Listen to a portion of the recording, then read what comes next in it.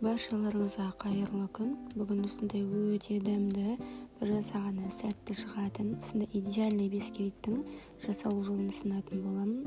Кез келген тортқа осылай қолданып жасап көрсеңіз болады. Бір жасағаннан сәтті, осындай биік әрі воздушный болып көтеріліп пісетін болады. Айтпақшы достар, менің каналыма тіркелмеген болсаңыз тіркеліп, видеоның соңына дейін қарап, мені қолдап отырыңыз. Ол үшін ең алдымен бізге 5 жұмыртқа қажет болады. Бұл жұмыртқаларды алып, екі ыдысқа сары уызы мен ақ уызын бөлек ажыратып алатын боламыз. Жалпы жұмыртқаның бөлме температурасында болуы маңызды емес, салқын күйінде қолдансаңыздар, сары уызынан оңай ажыратылатын болады. Осылай екі бөлек ыдысқа саламыз. Ыдыстың міндетті түрде құрғақ әрі таза болуы маңызды.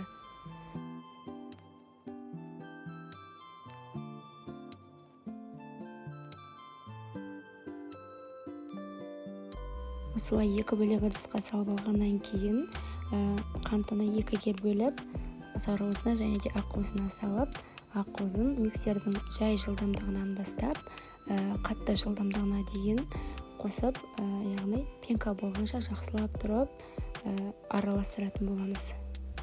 Қантты бірден салмаңыздар, осылай араластырып жатқан кезде үстіне жайлап салсаңыздар, осылай пенка болуына жақсы көмектеседі.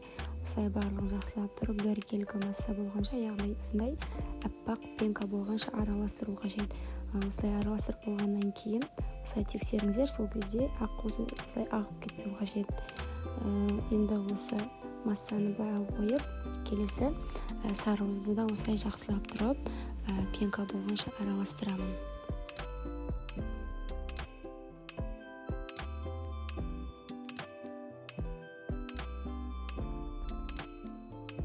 Сары уыз осындай 2 есеге дейін ұлғайып, пенка болу қажет.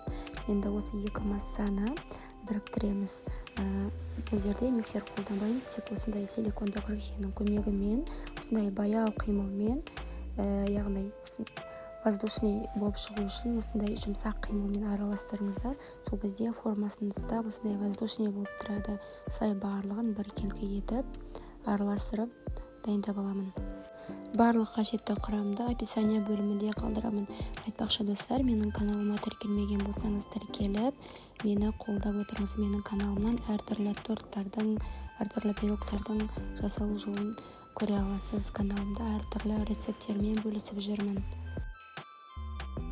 Осылай екі массаны біріктіргенде осындай воздушный масса шықты. Енді осының үстіне қажетті мөлшерде ұн, оның үстіне разрыхлитель, яғни қопсытқыш қосып, жақсылап тұрып араластырып, ситаның көмегімен осылай онда міндетті түрде електен өткізіп алыңыздар. Сол кезде қамырдың жақсы әрі воздушный болып көтеруіне әсер етеді.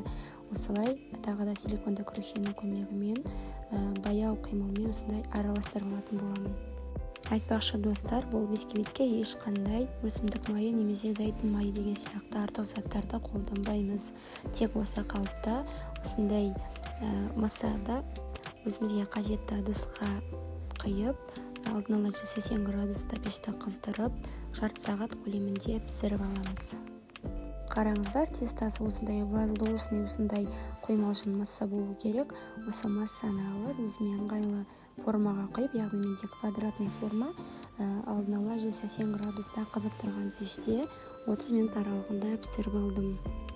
Бисквит піскеннен кейін бірден пештен шығармаңыздар. 15 минут пештің ішінде қалдырып, одан кейін шығарсаңыздар, формасын ұстап күшті болып шығады. Қараңыздар, мен бисквитім осындай воздушный болып, күшті болып, үлпілдек болып көтеріліп пісті. Өте жұмсақ әрі өте дәмді болып шықты. Енді толық суытып алғаннан кейін тортқа кез келген өзіңізге ұнайтын десерт түріне қолдансаңыз болады. Достар, менің каналыма тіркелмеген болсаңыз тіркеліп отырыңыз. Сіздермен болған тәтті рецепттер жинағы.